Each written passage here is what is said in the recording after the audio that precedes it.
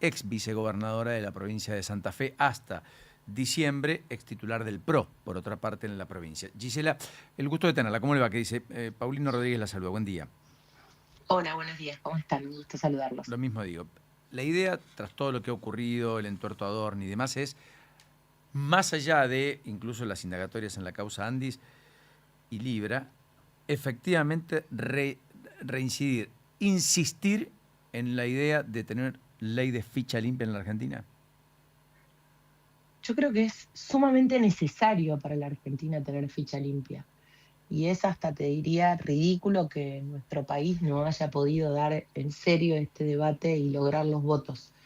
A veces el Congreso, ¿no?, tiene una distancia enorme con lo que la gente pretende, ¿no? Cuando nos preguntamos por qué la representación está como está o la política está como está, digo, también tiene que ver con no tener leyes que encorseten mucho más a los políticos, a los que hacemos políticas, ¿no? Como que yo creo que uno tiene que tener leyes que realmente sean como ese corset que vos te pones y que sabés por dónde tenés que transitar. Y ficha limpia es algo que tiene que ver con esto, ¿no? Con la posibilidad de tener candidatos y representantes que no tengan condena.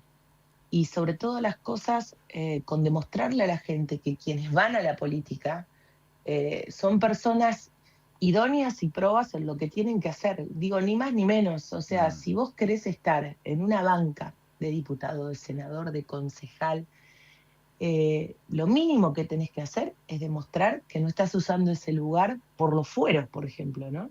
Sí, Y claro. creo que ahí hay un punto interesante.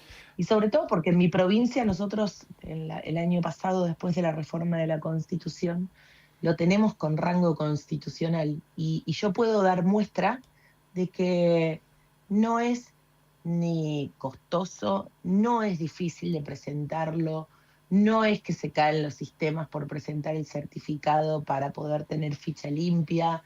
Mejora siempre la calidad de la democracia y de las Sí, instituciones. porque además estamos hablando de un doble conforme, de una doble condena en primera y segunda instancia que ratifique lo que hace un tribunal en primera instancia respecto a delitos además graves, que me gustaría preguntar además si alcanzan la esfera privada, porque efectivamente fecha limpia fue pensada para que aquel que delinque en el ámbito del sector público después no pueda volver a presentarse cuando tiene una doble condena, aunque no esté firme por un fallo de la Corte, que es la última instancia jurídica. Ahora, si alguien tiene, por ejemplo, o está condenado por estafas en el mundo privado, comerciales, bueno, mal puedo pretender que sea un buen diputado, ¿correcto? Porque no deja de ser un estafador, tiene un antecedente. Esto no estaba necesariamente contemplado en el proyecto de ficha limpia. ¿Eso también lo van a incluir?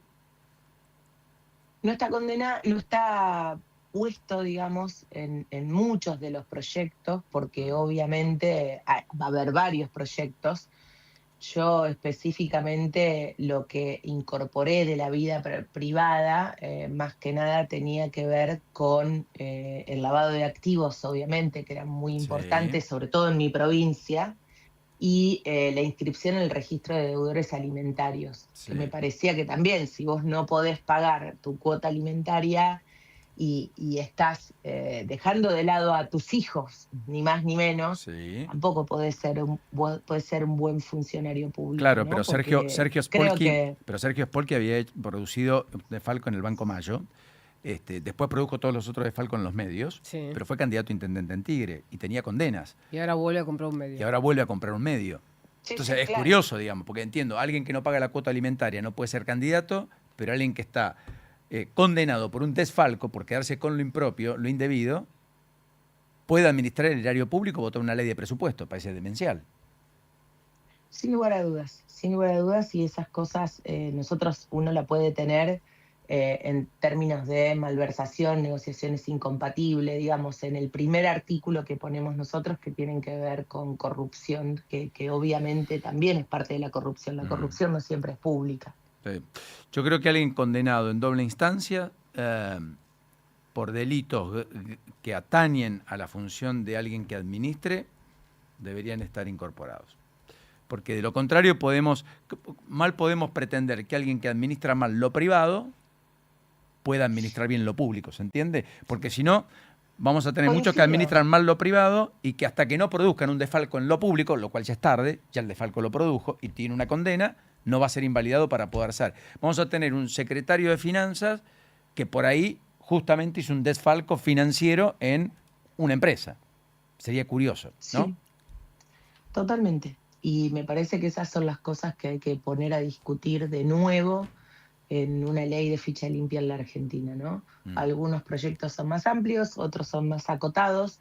No hay un solo proyecto en el Congreso, pero sí lo que necesitamos es, de una vez por todas, darle forma a este proyecto y garantizarle a la gente que quien va ahí es idóneo en lo que va a hacer, pero sobre todas las cosas lo que vos bien marcabas, ¿no? Que no tiene un antecedente atrás o no lo precede atrás un delito que es grave, ¿no? De los que se tipifican graves, que indudablemente es incompatible con la función que vos querés realizar, porque la función de la política está directamente vinculada al servicio público, pero sobre todas las cosas es una función que tiene que ver con administrar bienes que no son tuyos.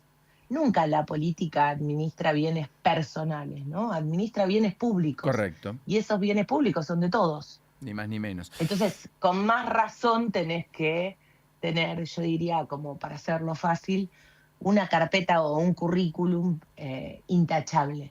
Y me parece que eso ayuda, sobre todo en estos tiempos donde nos debatimos tanto quiénes son los políticos y qué hacen los políticos, ¿no? Con lo público. Correcto. Escaglia, 2 o 3 preguntas apelando a su brevedad, casi a modo de ping-pong. ¿Derogación de las PASO, sí o no, para la elección presidencial? Yo creo que las PASO hacen un daño que tiene que ver con la baja de participación.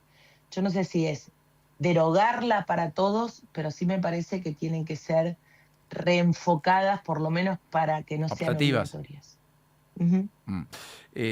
Lo otro, nuevo código penal, ¿hay disposición a aprobarlo cuando llegue? 100%, sobre todo para una provincia como la nuestra, nosotros Ah, estamos de acuerdo en endurecer penas. ujú. Y lo último, todo lo que hay sobre la inviolabilidad de la propiedad privada y los proyectos que ha presentado el gobierno, etcétera, ¿eso deberían salir, cree usted, o podrían encontrar resistencia u obstáculos? Bueno, ojalá que no, porque no es defensor de la propiedad privada, ¿no? Y me parece que es central. Ahora hay que ver específicamente el proyecto del Ejecutivo, porque los proyectos del Ejecutivo siempre tienen buenos títulos, Mm, pero cuando uno los desglosa, los proyectos siempre traen algo que hace mucho ruido, ¿no? Yo muy bien. miraba el de discapacidad que han mandado el viernes.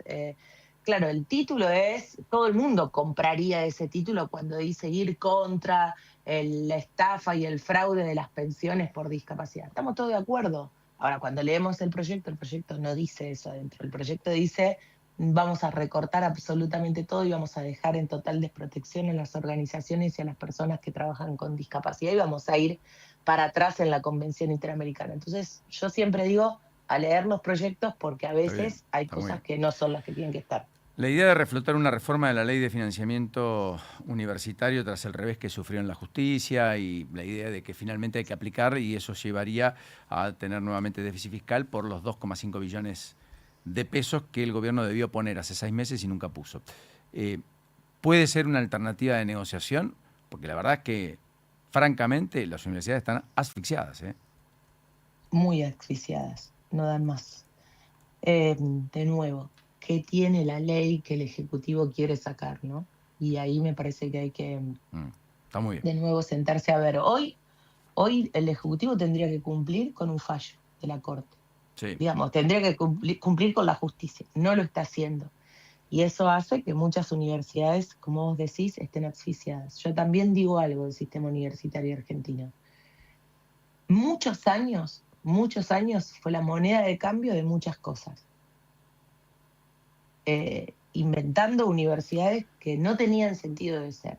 Y eso la pagan las universidades que son históricas en nuestro país, y que tienen prestigio y que tienen un montón de cosas para demostrar lo buenas que han sido y lo buenas que son en el entramado productivo de está una bien. provincia, de un país. Pero como siempre lo he planteado, auditoría en todo, pero yo no veo esa auditoría primero, pero sí auditoría en todo, y las universidades no están en desacuerdo, pero también sueldos dignos para aquellos que son los que están educando al futuro de la Argentina. Escaglia, un abrazo, como siempre, gracias. Muy gentil, buena mañana. Cariño grande a ustedes.